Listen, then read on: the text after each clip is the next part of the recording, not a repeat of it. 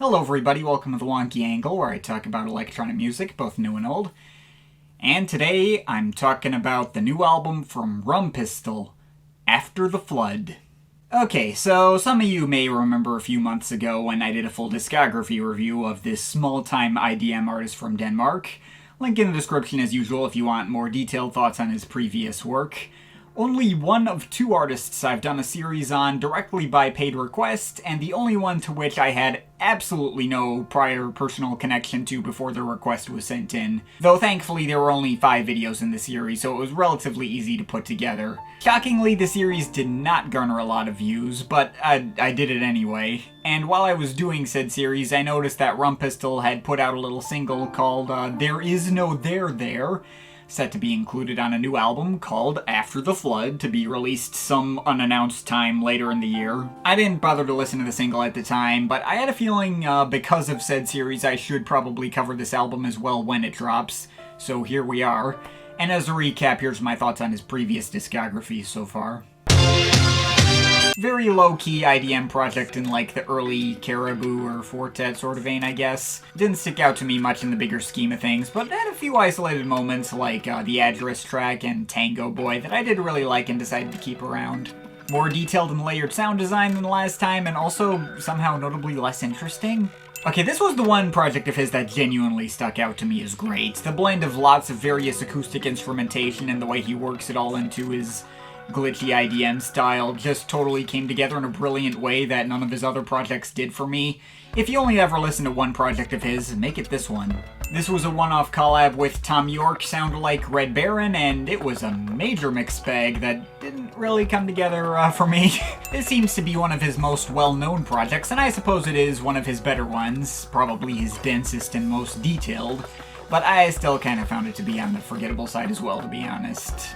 Which brings us to here. I did skip over a few EPs and side projects, but yeah, aside from Dynamo, which was an absolute gem from start to finish, I wouldn't really say I was super pulled into the world of Rumpistol, or became a major fan of his. While his blend of acoustic instrumentation and various plinking bell textures combined with glitchy IDM is the kind of thing that I could pretty easily recognize from a distance at this point, and his sound has also evolved quite a bit over the years, and with each album still maintaining its own identity, his stuff is also very introverted and low-key, and often not trying to pull in your attention much. A lot of his stuff just totally falls into the background for me.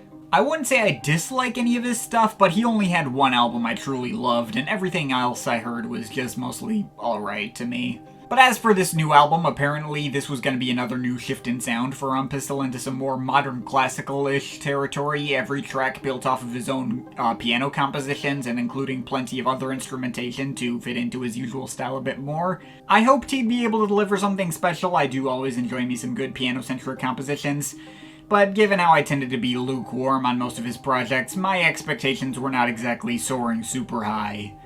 But turns out this project is actually really freaking good.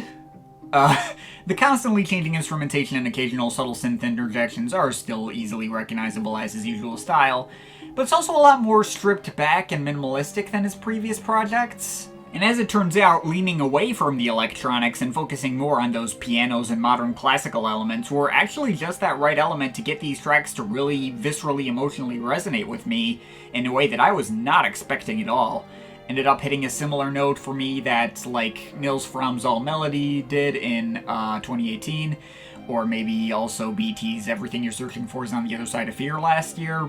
A little bit of that, I guess. I don't think this album is better than Dynamo. That project was still much tighter, probably more unique sounding as well. But this one is certainly comparable in quality, maybe even roughly on par with it, albeit for different reasons. Yeah, this was legit great. There is a part of me wondering whether or not this even counts as electronic. There's really only one track here that specifically focuses on synths, with Last Venture at the Edge of the World. And all the other tracks here, if they have any synths at all, mostly have them as like background textures, but fuck it, it's close enough. Brian Eno falls within my boundaries, this can too. In terms of individual tracks, I don't have a ton to say. All these tracks are going for a pretty similar kind of sound and atmosphere, and most are made up of the same ingredients. Everything has this really, like, achingly sad quality to it. After the Flood is a fairly fitting title, since this project's vibe feels a little post-apocalyptic. like there's been some giant disaster, most humans are gone, and nature has reclaimed the areas where people used to be. 2020 mood right there. And while pretty much every track here is made up a lot of the same ingredients, mostly pianos and strings and not much else, that's not to say this project feels samey. These tracks do all feel like they have an identity in some way, be it through different instrumentation coming and going, like some tracks have guitars, especially as seen on something like Solar Eclipse. Some tracks have classical flute performances, some tracks have like interesting little field recording outings and incomprehensible whispered vocals. Those latter only appeared for like 10 seconds in the intro of 2 different tracks. Some tracks switch between the typical bowed strings into being played pizzicato, as seen on tracks like Letting Go, Fight or Flight, or Aurolac.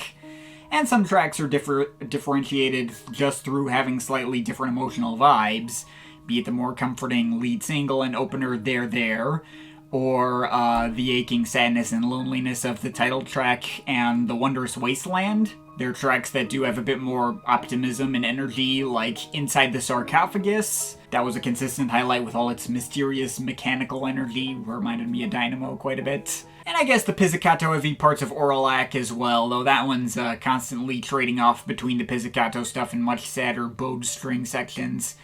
And the one synth-heavy track, Last Venture at the End of the World, it really does live up to its title. That one's particularly haunting with its use of the Tipper-style electric pianos, airy pads, and squirting electronic effects that sound somewhere between birds and dripping water. I don't know.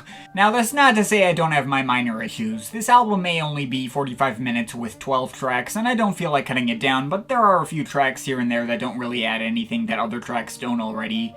See The Fog is Lifting, or the closer, Walk On Home. Not a bad closer, but not a major standout either. And there is a little interlude called Song for Dead Brother, which is this ridiculously lo-fi piano recording that sounds like it's coming off of a damaged tape. Nice for variety's sake, but didn't resonate with me as much as that title would have implied or felt particularly substantive. It was just kind of there. But yeah, all that aside, I was really impressed with this project. I did not expect it to hit such a visceral note for me as strongly as it did. Probably even a year-endless contender. We'll see whether it ends up as a proper entrant into the list or just an honorable mention, since the competition is really strong this year. Perhaps I'm just a sucker for these types of piano and string blends. You could say its execution is maybe a little cliched or boring, and I'd get you, but I don't think it's boring at all. Simplistic, sure, but really damn effective at what it does, and done in such a way that still fits into the Rumpistol canon, and sounds like that's something he would do. If you've got an itch for some modern classical type material that has some real emotional power behind it, this will do you well. And while we have yet to see how much replay value this will have for the rest of the year, I'm quite happy to announce that Rumpistol has officially gone from having 1 great album to 2 great albums. And I'm overall feeling an 8.5 out of 10 on this one. But of course, this is just my opinion. You can feel free to disagree with it, but I'd like to hear your thoughts, so leave the comments in the comment thing down there. Shout out to my Patreon supporters. They're awesome people. You want to add yourself to that list or make me review something, link to my Patreon is in the description. But yeah, that's pretty much it. That's all for today. See you next time.